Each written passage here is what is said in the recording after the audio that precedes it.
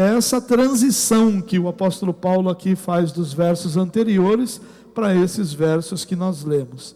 Se o Espírito nos ajuda em nossas fraquezas, nós podemos então descansar em Deus, que não nos deixa sós, mas nos sustenta com a sua graça.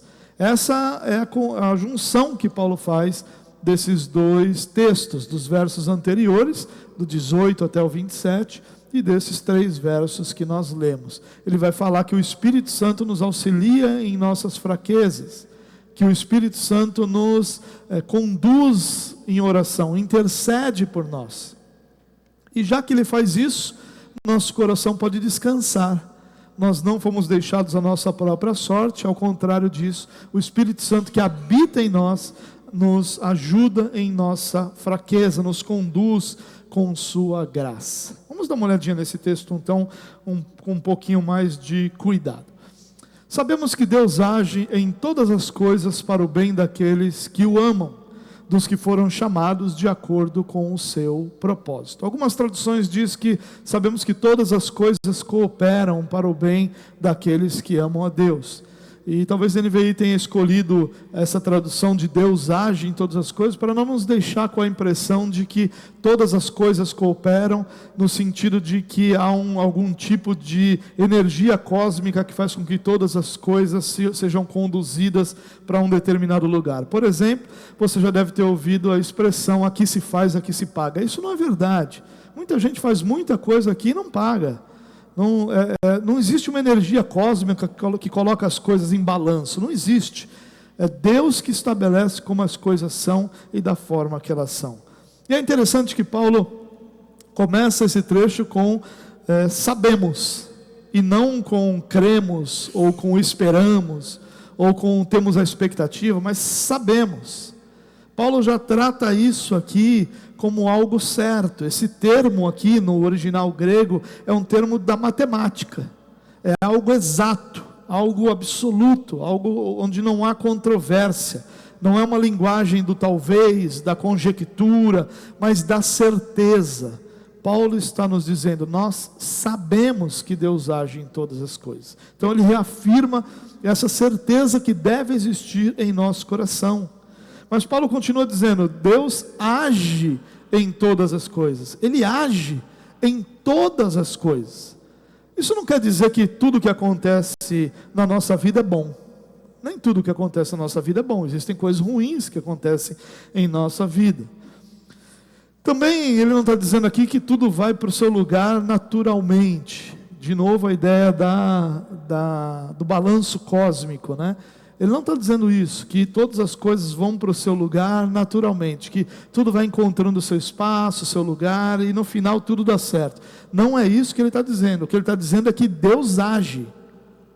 O que ele está dizendo é que Deus transforma até mesmo as piores circunstâncias e situações em bênção para a nossa vida, colocando Ele mesmo, nosso Deus, todas as coisas no seu devido lugar. Deus age em todas as coisas para o bem daqueles que o amam. Olha que interessante, Paulo diz que nós sabemos que Deus age em nosso favor. Deus age para o bem daqueles que amam a Deus. Ele não somente age em prol de tudo, Ele age em prol daqueles que o amam, daqueles que foram chamados, ou seja, daqueles que Ele mesmo trouxe para a sua família, daqueles que Ele mesmo regenerou, para que então pudessem amá-lo. O amar a Deus, o amar o Deus das Escrituras, o Deus Jesus Cristo, o Deus Espírito Santo, amar esse Deus não é algo que naturalmente brota no coração do ser humano. Jesus disse a Nicodemos que ninguém pode ver o reino de Deus, ninguém pode entrar no reino de Deus. Paulo disse que não há ninguém que queira, ninguém que deseje, ninguém que busque a Deus. Essa não é a condição natural do ser humano. Só ama a Deus aqueles que foram regenerados por Ele, aqueles que foram trazidos pelo próprio Deus à sua família. O que Paulo está nos ensinando aqui nesse verso é que não há motivo para desespero, não há motivo para dúvida, não há motivo para ansiedade no coração de quem ama a Deus.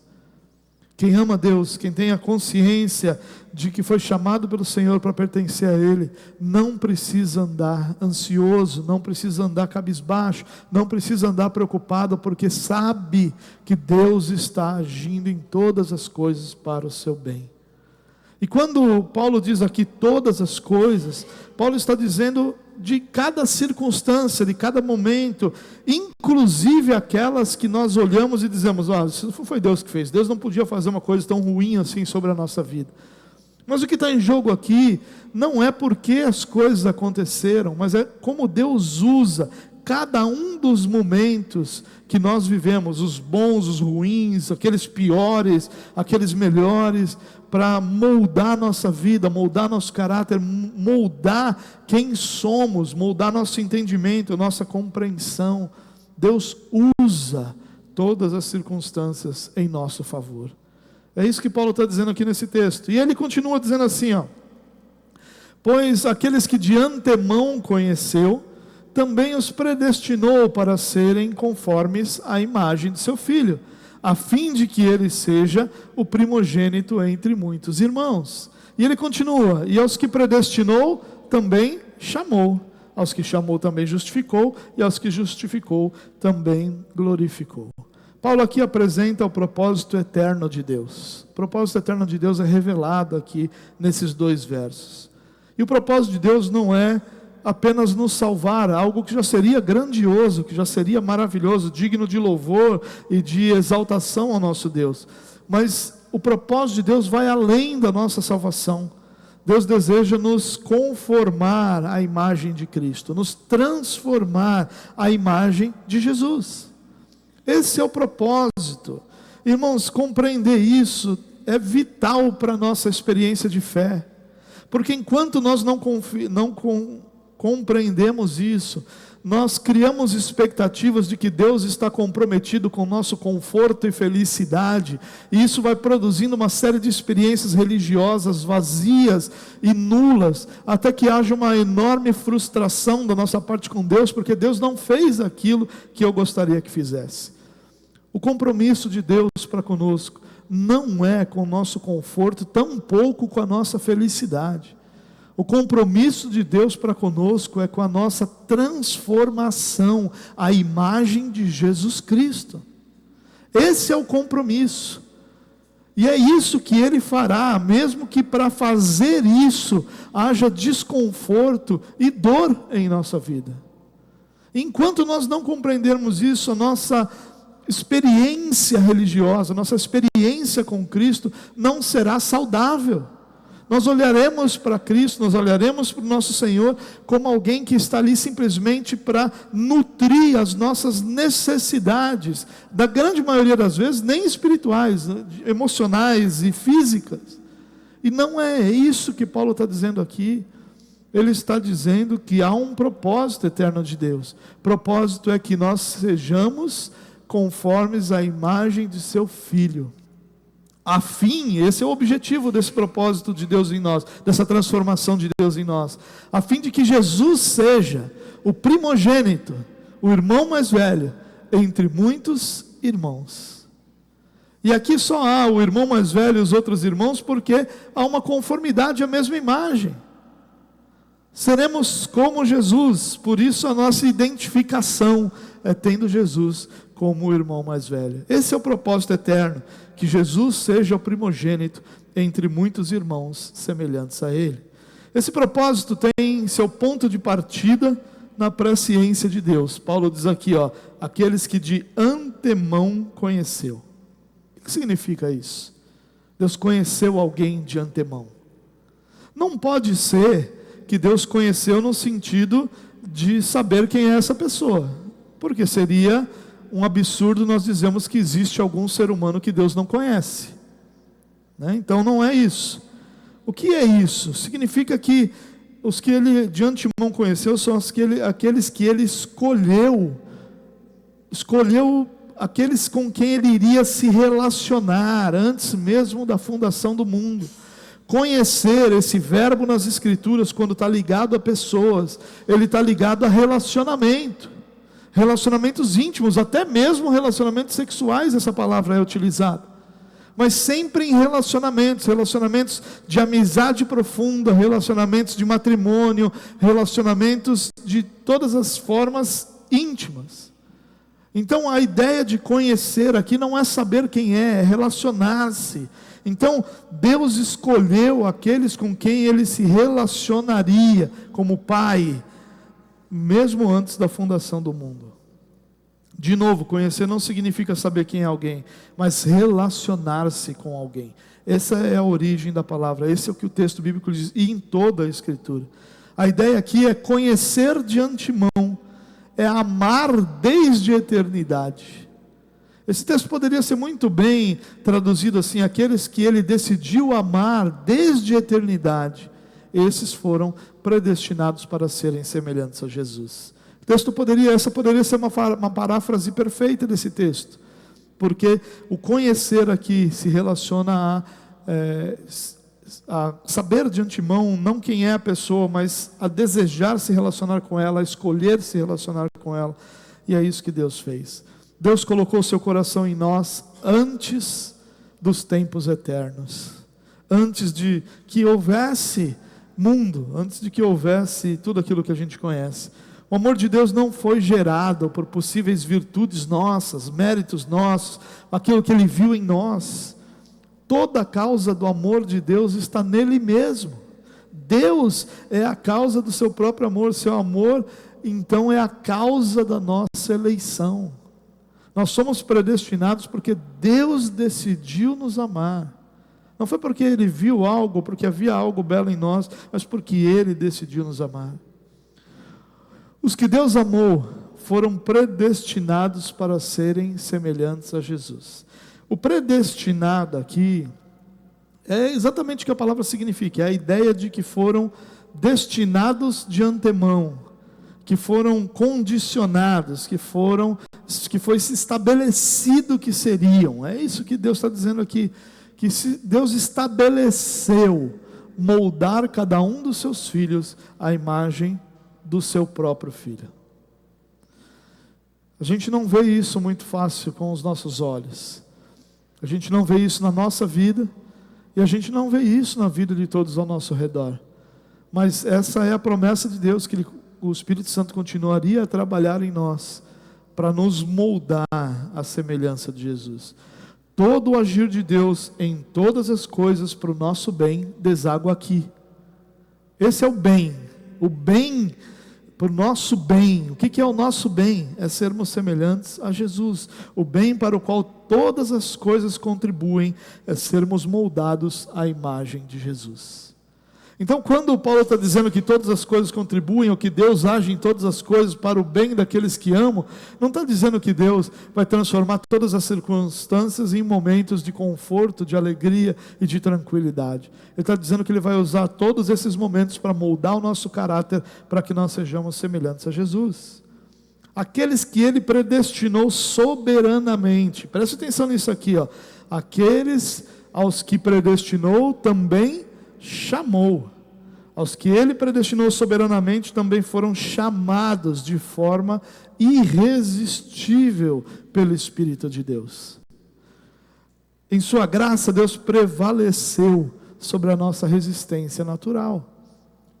Deus nos regenera para que os nossos olhos possam ver o reino de Deus, possam ver a beleza de Cristo, e nós possamos então atender ao seu chamado.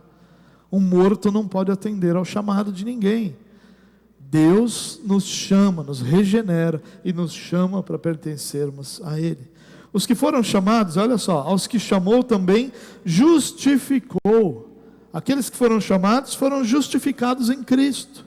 A morte de Jesus na cruz foi eficaz para que todos os eleitos fossem justificados. Nenhum daqueles que Deus escolheu de antemão se relacionar com se perderam. Nenhum daqueles que Deus decidiu trazer para a sua família deixou de vir à sua família, porque Deus chama eficazmente, e ao mesmo tempo a obra de Cristo justifica eficazmente a vida daquela pessoa. A obra de Cristo é eficaz para que todos os eleitos fossem justificados. Por fim, ele diz que aqueles que ele justificou, ele também glorificou. Perceba aqui, irmãos, que Paulo vai manter o tempo verbal no passado. Você já foi glorificado? Eu não fui. Se você foi, você está no lugar errado, já devia estar na glória. Nenhum de nós foi ainda. A glorificação é o milagre final.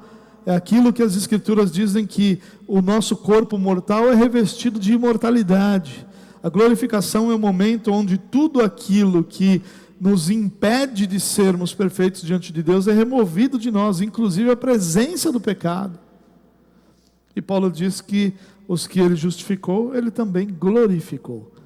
Paulo está dizendo duas coisas aqui. Primeiro, que para ele, o fato de Deus prometer e o fato dele já ter visto, são a mesma coisa. Ele não precisa ter visto para definir que o que Deus prometeu será verdadeiro. E segundo, ele trata essa glorificação já como passado, por convicção de que o mesmo Deus que chamou, que predestinou, que chamou, que justificou, também completará a obra que ele começou na vida de todos nós. Ainda que não tenha chegado esse momento, ainda que nós ainda não tenhamos experimentado, isso porque entre o que o Deus anunciou fazer e o que vemos, só existe uma coisa entre o momento em que Deus anuncia e o momento em que nossos olhos veem: tempo.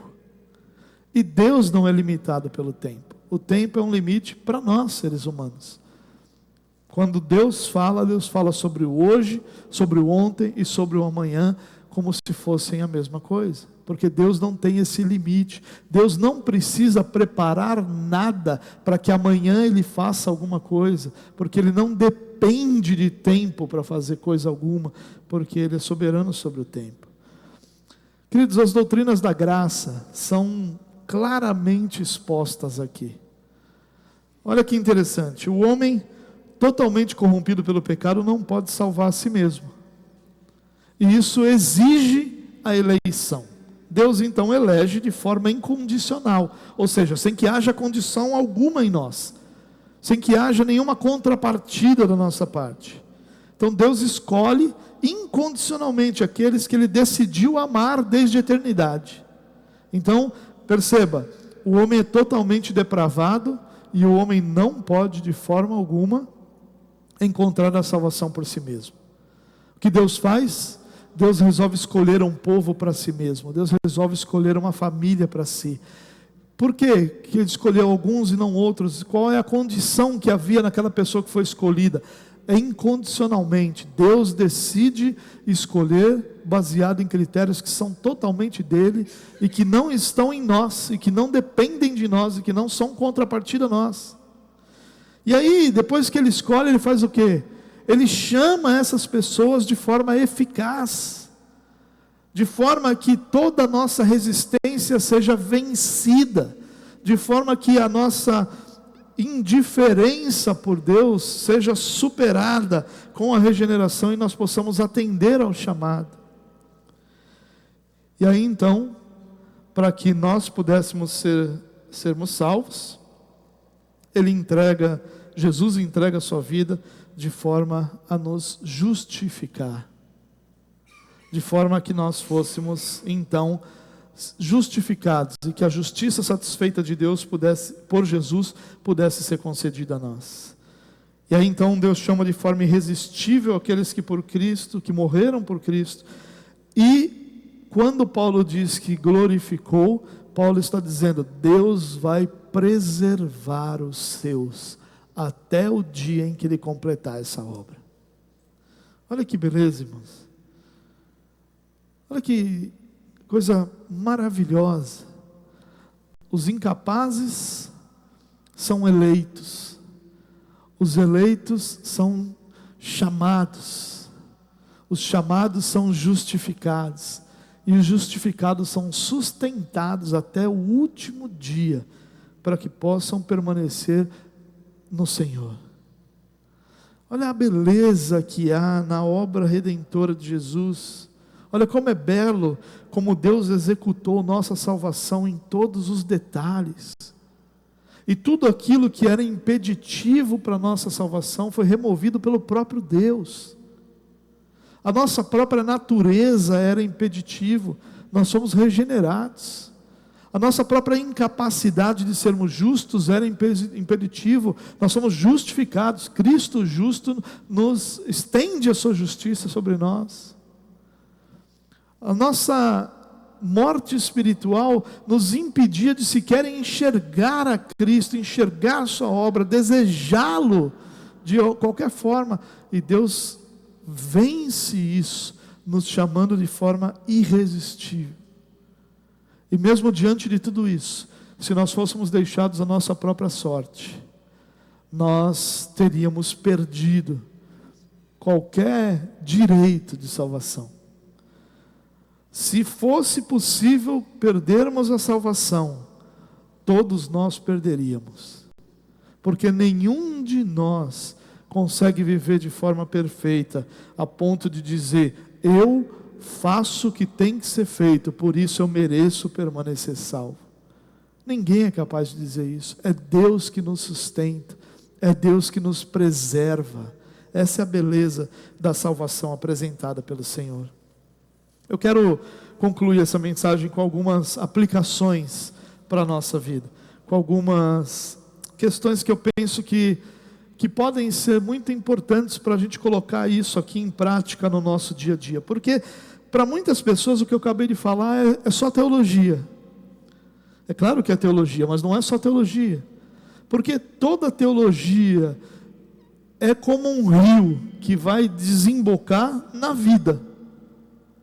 Teologia que não conduz essas verdades eternas para a vida é só uma teoria vazia, que não tem nenhuma razão de existir diante de nós. A razão da teologia é nos conduzir à piedade. Essa é a razão da teologia. A razão de nós estudarmos textos bíblicos, de nós olharmos para o texto, de nós buscarmos o que originalmente o autor quis dizer, de nós buscarmos o que aquilo diz quando comparado com o restante da Bíblia, é uma só: é produzir piedade em nosso coração, é nos levar a viver uma vida santa e digna do nome do nosso Senhor. Então, as aplicações têm esse objetivo, de conectar, são a teologia desaguando no nosso cotidiano e na nossa vida. E eu queria apresentar 3 que são muito simples, que não são novas para você, mas que eu tenho esperança de que podem renovar seu coração e sua esperança. E é isso que eu certamente vivo quando eu leio esse texto bíblico também. Primeira dessas aplicações: descanse em Deus. Queridos, nós vivemos um tempo de ansiedade como nunca houve antes. Nós vivemos num tempo de preocupações que estão nos deixando doentes. Nós vivemos tão acelerados com todas as nossas responsabilidades, nosso cérebro não tem um minuto de descanso qualificado. Nós vivemos acelerados, preocupados com todas as coisas à nossa volta. E nós não conseguimos descansar em Deus. Nós não conseguimos entender: Deus está no controle. Eu posso descansar o meu coração, que Ele vai me conduzir a cada um dos propósitos que Ele tem para nós. Isso não é uma mensagem de irresponsabilidade ou de abandono daquilo que é carga sobre a sua vida. Não. Aquilo que é sua responsabilidade exige sua atenção, exige a sua ação, sua energia, mas não pode exigir a sua paz. Essa é a grande diferença. É possível sermos responsáveis e ativos, mas estarmos em paz. A ansiedade é a paz roubada. Uma pessoa ansiosa, ela não consegue parar e dizer: Deus fará. Não, a preocupação com o que virá, a preocupação com como as coisas acontecerão, a preocupação com como as coisas se desenvolverão, é tão superior que rouba a paz dessa pessoa. E nós somos chamados sim para sermos responsáveis, porque naquilo que nós fazemos, Deus é ou não glorificado. Porém, nós fomos chamados para sermos responsáveis em paz. Aqueles que andam cansados e sobrecarregados devem ir a Jesus, porque o fardo dele é leve e o jugo dele é suave. Quem tem responsabilidades, quanto mais responsabilidades tem, mais deve ir a Jesus, para que seu coração possa descansar. Agora, por que nós podemos descansar? Porque Ele faz de cada circunstância uma oportunidade, uma realidade, para que a nossa vida seja moldada por sua graça. Enquanto você está lá preocupado dizendo, mas e se isso der errado?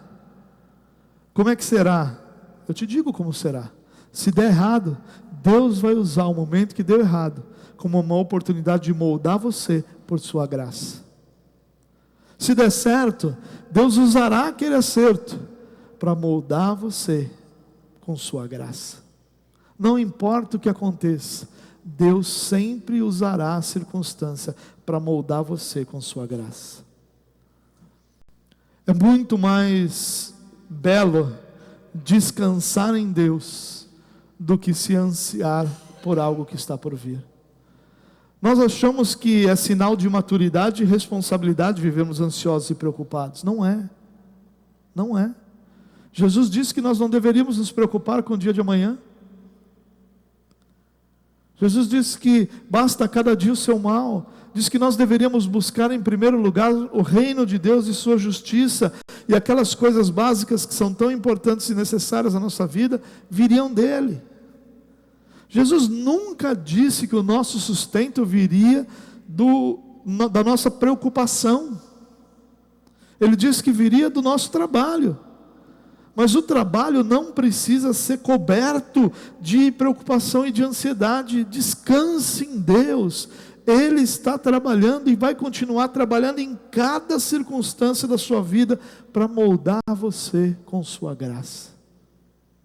Não ande ansioso por coisa alguma. Antes todas as coisas sejam conhecidas por Deus através da oração e súplicas, dando ações de graça.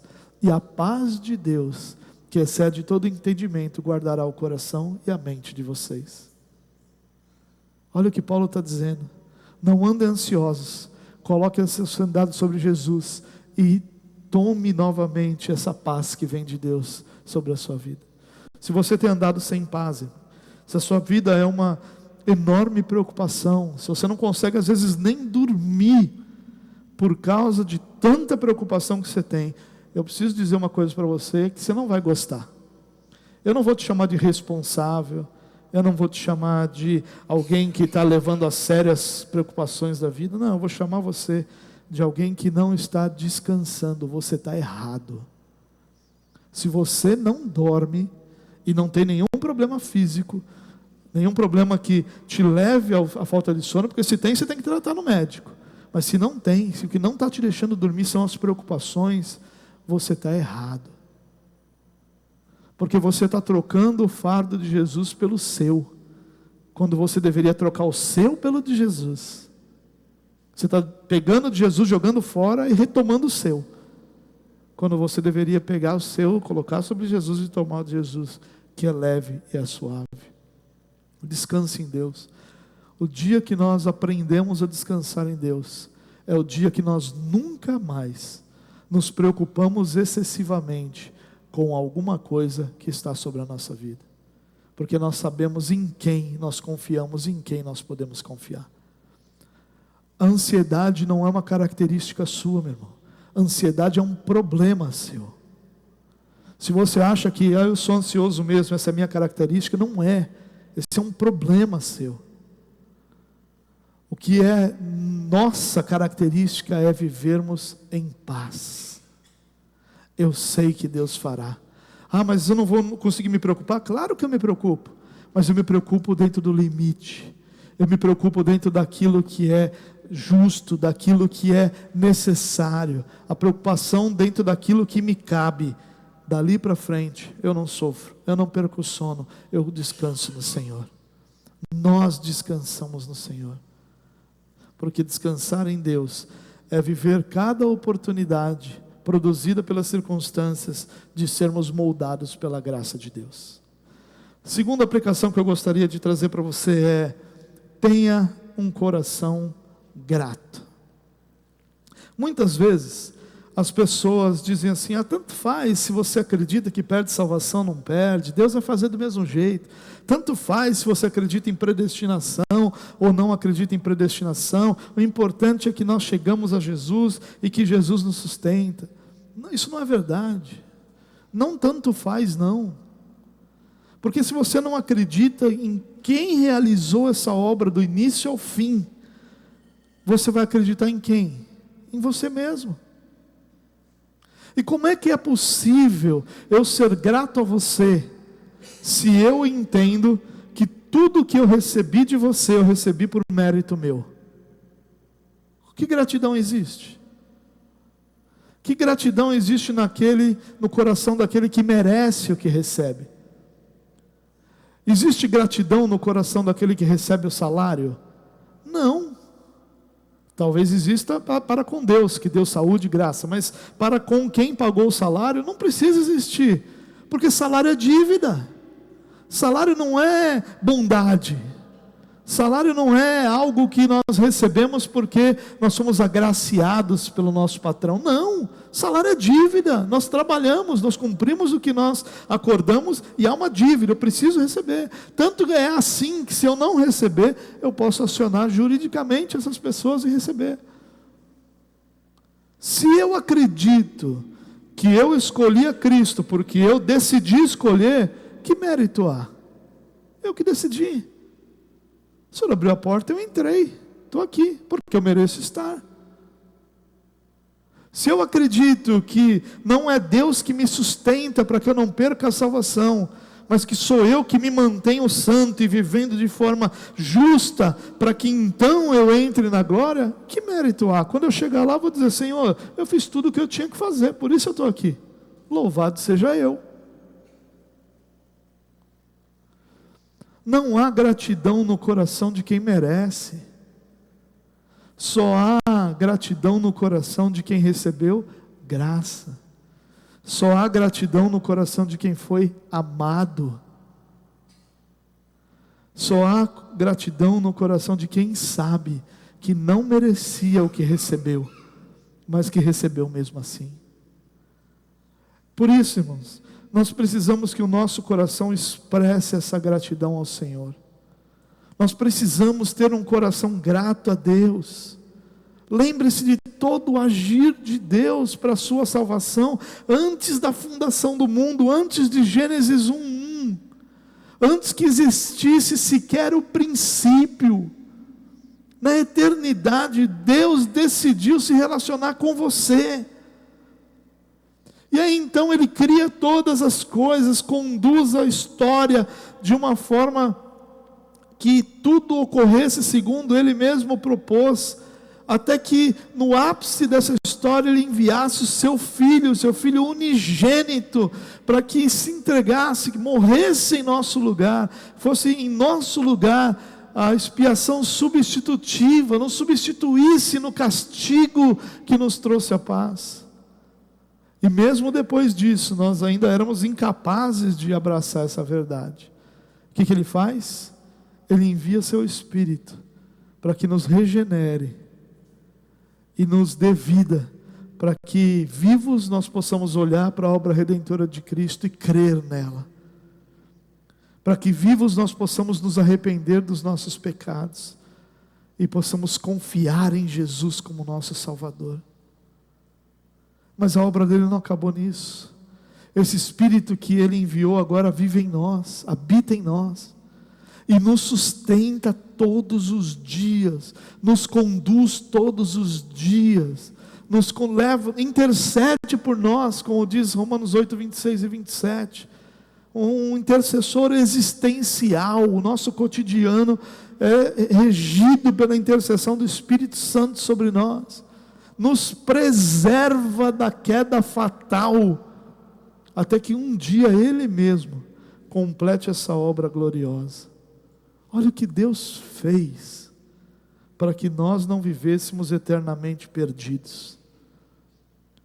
A grande lição disso é: meu coração precisa ser grato por todo o agir de Deus em minha salvação.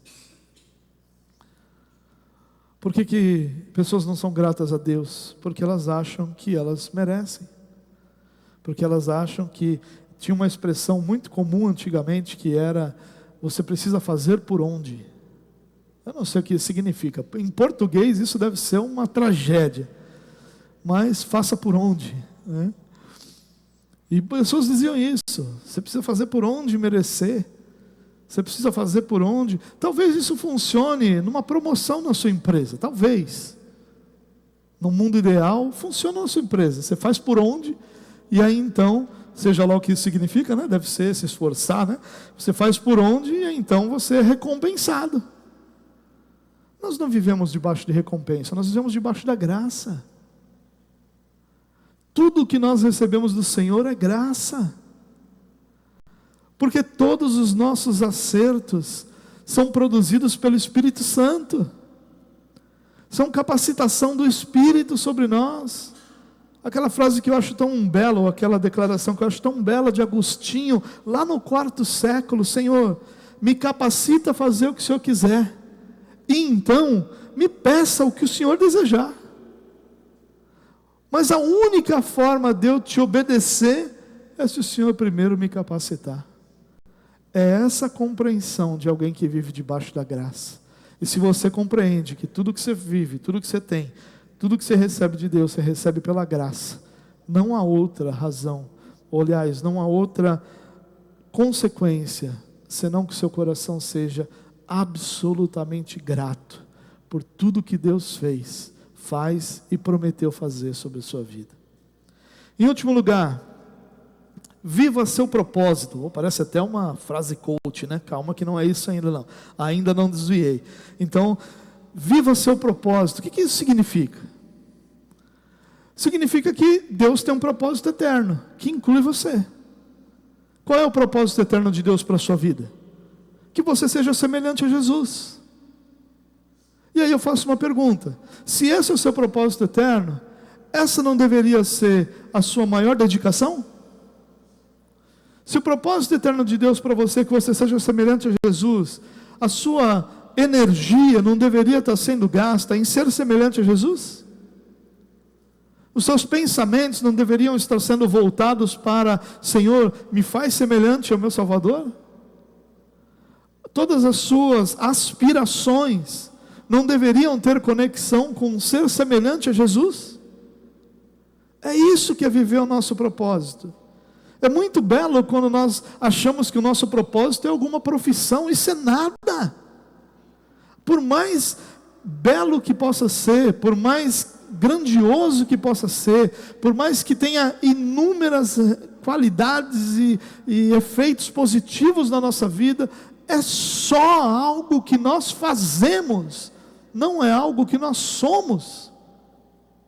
Ser semelhante a Jesus não é sobre algo que nós fazemos, é sobre quem nós somos como filhos de Deus. Isso não quer dizer que eu vou pegar o meu trabalho e jogar fora, não é nada disso. Mas quer dizer que as minhas aspirações precisam estar ligadas ao propósito de Deus para mim. E qual é o propósito de Deus para mim? Que eu seja semelhante a Jesus. Portanto, tudo vai ter sua importância, mas a sua devida importância. Eu não vou adorar nada disso. Nada disso vai se tornar meu ídolo, porque a única coisa que eu almejo é ser semelhante a Jesus. Meu Deus, quão longe disso é a mentalidade da igreja cristã dos nossos dias. Quão distante disso é o desejo do nosso coração. Viva seu propósito, irmão. Busque seu propósito. Coloque isso em oração. Senhor, se é isso que o Senhor quer para mim, faça isso em mim. Me ensine a ser semelhante a Jesus. Aliás, não é uma questão de comportamento, eu vou me comportar como Jesus, é uma questão de ser. Molde quem eu sou, muda meu caráter, muda minha compreensão, renova meu entendimento. Busque isso, irmão. Se isso é o seu propósito, a não ser que você não acredite. Se você acha que o seu propósito é ser mãe, é ser pai, viver essa vida que você vive hoje e é só isso, maravilha. Paulo te chama de miserável, mas se você quer ser miserável, seja.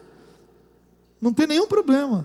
Agora, se você acredita no que Deus fala, a sua busca precisa ser pelo seu propósito. E o seu propósito é ser semelhante a Jesus. Busque seu propósito. Submeta-se a Deus. Submeta-se à palavra de Deus. Pare de ficar escolhendo o texto que você gosta e jogando fora o texto que você não gosta. Que negócio é esse, irmão? E a gente fala dos católicos, não, porque os católicos tratam a palavra do jeito que eles querem. O crente faz o quê? É a mesma coisa. Não, esse texto aqui, veja bem, não é bem assim, esse texto aqui não serve. Não, esse aqui fala de bem de mim, esse aqui eu gosto. Para com isso, submeta-se a Deus. Ame toda a verdade de Deus, ame toda a revelação de Deus, ame Deus como todo. Não ame só as mãos de Deus, ame quem Deus é. Em último lugar, ame sua transformação. Ame. Para com esse negócio de que eu sou assim. Para com esse negócio de que meu temperamento. Vou comprar um livro que fala dos 4 temperamentos. Eu vou me descobrir fleumático, me descobrir sanguíneo. Você descobriu idiota. Que negócio é esse? O meu temperamento é esse. Que temperamento? O seu temperamento é de Jesus. Agora, se eu sou fleumático. Cuidado que o que você fala eu levo para o coração. Eu sou sanguíneo. Cuidado, hein, que se você falar eu dou em cima. E a gente acha que isso é ser. Isso não é ser, irmão. Isso é o que o pecado nos fez ser. Ame sua transformação, ame o que Jesus quer fazer com você. Jesus quer te tornar semelhante, aliás, Deus quer te tornar, o Pai quer te tornar semelhante a Jesus. Quer te tornar semelhante ao Filho unigênito, para que a grande família de Deus seja de filhos semelhantes em caráter. É isso que é transformar a semelhança. Semelhança não quer dizer uma semelhança física, uma semelhança de comportamento. Quer dizer uma semelhança de caráter. Que o nosso caráter seja o caráter de Cristo. Ame sua transformação. Ame aquilo que Deus está fazendo com a sua vida, por mais desconfortável que seja. Hoje, quando você olha para alguma coisa que você fazia ou aprovava e não consegue mais aprovar nem agir daquela forma, ame isso, vibre com isso. Deus transformou seu coração.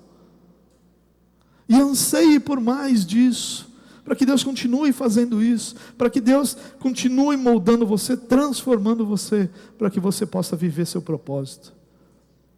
Nossa vida só faz sentido quando nós vivemos o propósito de Deus. E o propósito de Deus é que nós sejamos, dia após dia, passo após passo, glória após glória, graça após graça, transformados pelo poder do Espírito Santo de Deus, até que sejamos conformados à imagem de Jesus Cristo, o nosso Senhor e Salvador. Amém? Vamos orar? Pai, muito obrigado. Obrigado por trazer sobre nós um propósito tão elevado, tão grandioso, tão nobre sobre nossa vida. Ajuda-nos, Deus, a amar esse propósito, a buscá-lo, a submetermos-nos ao Senhor, a amar a nossa transformação. Ajuda-nos, Pai, para que possamos viver de verdade os propósitos que o Senhor tem para nós, e que nossa vida faça muito mais sentido por conta daquilo que o Senhor está fazendo em nós. Que nós não amemos mais aquilo que somos hoje do que aquilo que seremos quando o Senhor completar essa boa obra. E que nossa energia, nossa dedicação estejam nisso, em nos submetermos ao Senhor, para que nosso caráter seja transformado e moldado por Ti. Nos abençoa, Deus, nos dá uma semana repleta da Tua bondade, cheia de oportunidades de vivermos a Tua palavra e de experimentarmos a Tua presença. Que o amor do nosso Deus e Pai, a graça do nosso Senhor e Salvador Jesus Cristo e as doces consolações do Espírito Santo de Deus sejam sobre a sua vida hoje e para sempre. Amém. Amém.